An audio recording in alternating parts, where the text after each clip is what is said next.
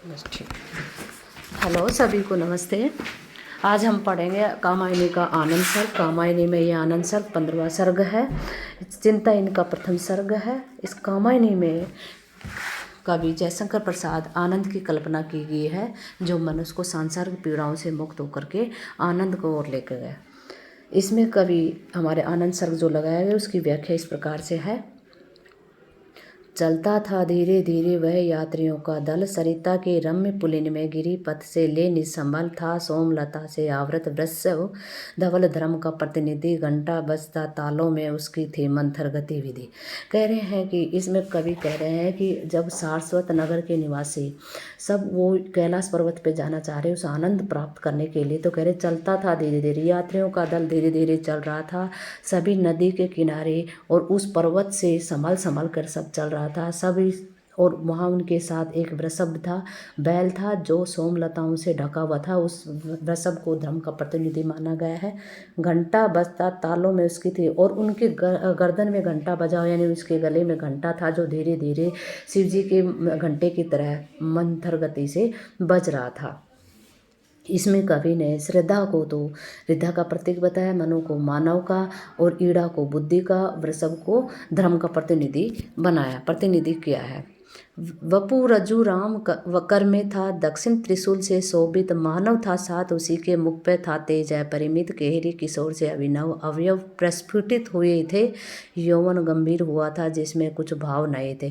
कह रहे हैं कि उनके बाएं हाथ में रस्सी थी, दक्षिण में त्रिशूल था, मानव उन्हीं के साथ था, और वो मानव में भी जिज्ञासाओं के अनेक से शोभित मानव मुख, जो बच्चा था उसके मुख पे भी अनेक प्रश्नों से लिए हुए थे, और वो बच्चा भी ऐसा लग रहा है जैसे कोई नई नई कोमल प्रस्फुटी, तो इसी प्रकार से बच्चा भी उसमें दिखाई दे रहा था।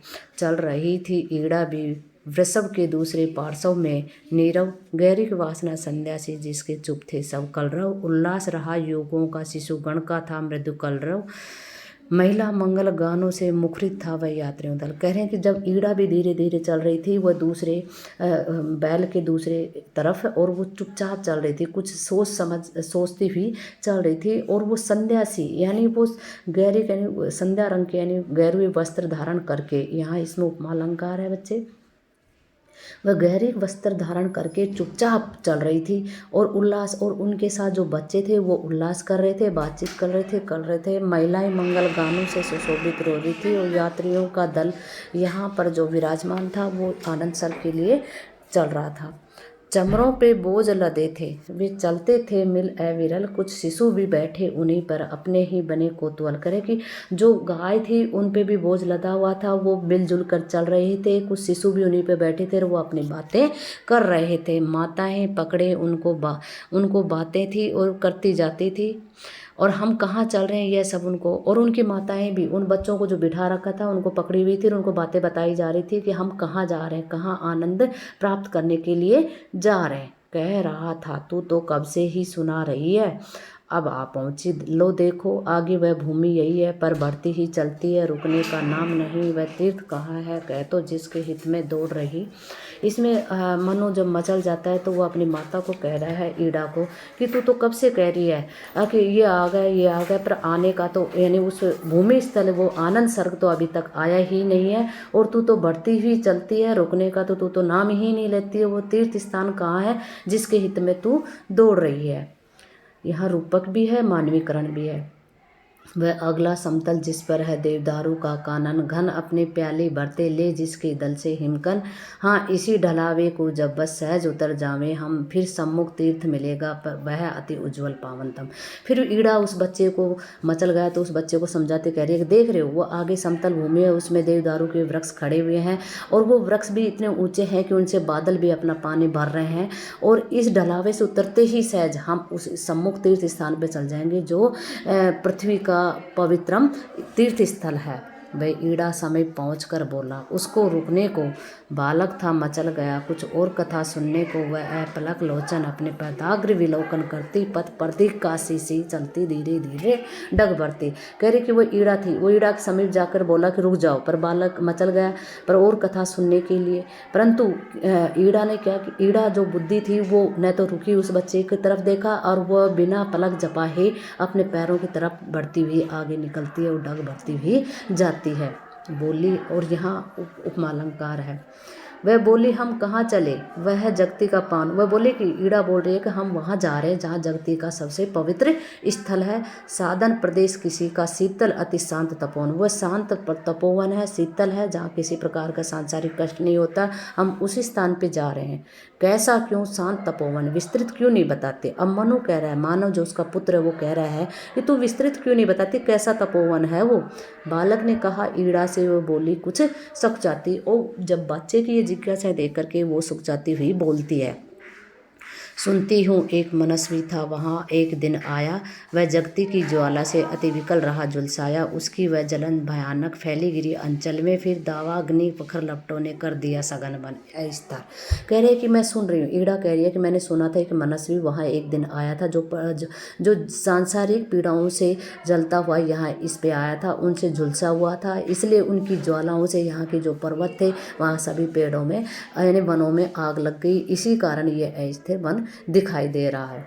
थी अर्धांगिनी उसी की जो उसे खोजती आई। और ये उस ईड़ा ने कहा कि वो अर्धांगिनी यानी श्रद्धा उसी की थी जो उसे खोजती आई।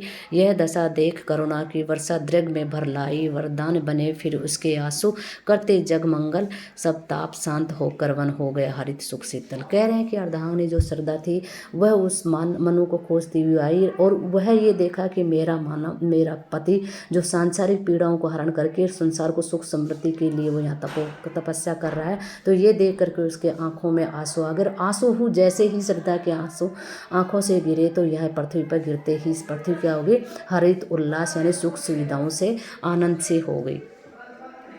गिरी निर्झर चले उछलते छाया फिर से हरियाली, सूखे तरु कुछ मुस्काए फूटी पल्लव में लाली। वे युगल वहीं अब बैठे संस्कृति की सेवा करते, तोस और देकर सबकी दुख ज्वाला हरते। कह रहे हैं कि उस गिरी पर्वत पहाड़ी प्रदेश में केवल हरियाली छा गई जब श्रद्धा के आंसू गिरे, और वो जो सूखे पेड़ थे वो भी मुस्कुराने लगे, उनमें पल्लव यानी उनमें कोमल फूटने लगी। वे युगल यानी श्रद्धा और मानव वहीं बैठ गए और संसार की सेवा करने के लिए, और वो संसार के दुखों को हरण करके सुख देने के लिए वहाँ पर तपस्या कर रहे हैं या मानवीकरण है वहाँ महाहृदय निर्मल जो मन की प्यास बुझाता, मानस उसको कहते हैं सुख पाता जो है जाता। तो यह वृक्ष क्यों ही तो यूं ही वैसे ही चल रही, क्यों न बैठ जाती इस पे अपने को थका रही। अब ईरा कह रही है कि वहाँ महाहृदय निर्मल है जो महान सागर है, जिसमें महान जो व्यक्ति अपनी प्यास बुझाता है। मानस उसको कहते हैं, मानस मानसरोवर और हृदय भी हो गया, तो इसमें सलेस अलंकार है कि मानस रूपी जो हृदय है उसी में व्यक्ति अगर आनंद प्राप्त कर लेता है, संसारिक पीड़ाओं से को छोड़ देता है, सांसारिक मोह माहूं से त्याग देता है, तो वो व्यक्ति वही सुख पाता है। केवल वही एक स्थल है जहाँ पे व्यक्ति को जगती की कोई भी कष्ट उसको नहीं लगता। फिर बच्चा कह रहा है कि तू क्यों चल रही है ऐसे ही, ईड़ा को कहता है तू क्यों नहीं बैठ जाती, अपने आप को क्यों थका रही है। सारस्वत नगर के निवासी हम आए यात्रा करने, ये व्यर्थ रिक्त जीवन घट पीयूष सलिल से भरने, इस वृषभ धर्म प्रतिनिधि को उत्सव करेंगे जाकर, चिर मुक्त रहे ये निर्भय स्वचन सदा सुख पाकर। कह रहे हैं कि हम सारस्वत नगर के निवासी हम सब यात्रा करने आए, अपना जो रिक्त जीवन है यानी जो हमारा सांसारिक जीवन है, ये घड़ा सांसारिक जीवन रूपी हमारा जीवन रूपी जो घड़ा है इसमें रूपक है, क्योंकि जो जीवन रूपी घड़ा है वो खाली है, उसको अमृत रूपी अमृत भरने के लिए हम यहाँ पे आए हैं। और ये बैल है, इसको भी हम यहाँ पे नौछावर करेंगे, यहाँ छोड़ के जाएं, क्योंकि ये भी हमेशा के लिए मुक्त रहे। सब संभल गए थे, आगे थी कुछ नीचे उतराई, जिस समतल घाटी में वह भी हरियाली सी छाई। श्राम ताप पथ पीड़ा क्षण भर में थे अंतरहित, सामने विराट धवल नग अपनी महिमा से विलसती। कह रहे हैं कि आगे एक पहाड़ी प्रदेश था, उससे हम नीचे उतर आए, सब संभल के सब वहाँ पे उतर रहे थे, वहाँ हरियाली छाई थी। उस हरियाली को देख के सब श्रम ताप पीड़ा जो भी थी हमारे 1 मिनट में ही मुक्त हो गई, और ऐसा लग रहा है कि वो सफ़ेद पर्वत हमें एक महिमा की, उसकी महिमा ही अलग थी, यानी उस कैलाश पर्वत की महिमा ही अनोखी है। उस तलहटी मनोहर श्यामल तृण वीरुस वाली नवकुंज गुहा गृह सुंदर हृदय से भर रही निराली, वह मंजरियों का कानन कुछ अरुण पीत हरियाली, प्रति पर सुमन संकुल थे छिप गई उन्हीं में डाली। कह रहे हैं कि जो वो कैलाश पर्वत था वहाँ पर छोटी छोटी घास उगी हुई थी, वो घास ऐसे लग रही है जैसे वहाँ छोटे ग्रह हैं, और वो ग्रह भी सुंदर है, हरियाली से युक्त है, और वहाँ पे कान जो मंजरियाँ हैं वो कुंजा रही हैं, फूल वहाँ पे खिले हुए हैं। यात्री दल ने रुक के देखा मानस का दृश्य निराला, खग मृग को अति सुखदायक छोटा सा जगत उजाला, मरकत की वेदी पे ज्यों रखा हीरे का पानी, छोटा सा मुकुट प्रकृति का यूं सोई राका रानी। कह रहे हैं कि वो यात्रियों का दल था, देखा कि वहाँ एक ये यहाँ का जो कैलाश पर्वत एक निराला है, यहाँ पे सभी पक्षी चहचहा रहे हैं, वो सब सुख सुविधाओं से हैं, सुख है, आनंद भोग रहे हैं, और ऐसा लग रहा है कि वहाँ पे ये पहाड़ जो कैलाश पर्वत पर जमी हुई बर्फ, ऐसा लग रहा है जैसे कि कोई इस पर्वत पर यानी पानी वो मणि रखी हुई हो और वो ऐसी सुशोभित हो रही हो, और ऐसा वहाँ पर हमेशा प्रकाश ही विद्यमान रहता है, और ये प्रकृति का छोटा सा है जहाँ पर हमारी पृथ्वी सोई हुई है। दिनकर गिरी के पीछे अब हिमकर था चढ़ा गगन में, कैलाश प्रदोष प्रभा में स्थिर बैठा किसी लगन में। और जो पर्वत था उसके पीछे सूर्यास्त हो रहा था, सूर्यास्त भी ऐसा लग रहा था जैसे कैलाश पर्वत किसी योगी की तरह शांत होकर के चित लगन में बैठा है, वो प्रकृति को निहार रहा है और उसका मनन कर रहा है। प्रसाद जी की खड़ी बोली है और तत्सम शब्दों का प्रयोग है, रूपक और मानवीकरण का प्रयोग किया गया है, और यहाँ पर आनंद की कल्पना की गई है।